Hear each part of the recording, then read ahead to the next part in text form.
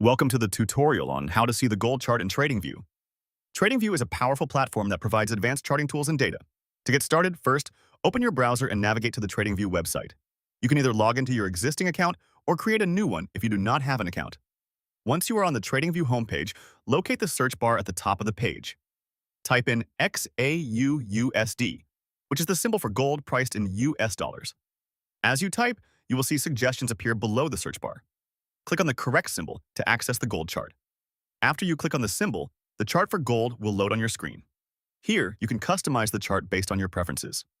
You can change the time frame by selecting options such as 1 minute, 5 minutes, or daily from the toolbar at the top. You can also add indicators and apply different chart types like line, candlestick, or bar charts to enhance your analysis.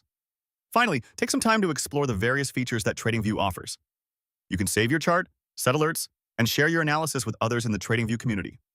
With these tools, you can effectively monitor gold prices and make informed trading decisions. Thank you for watching and happy trading.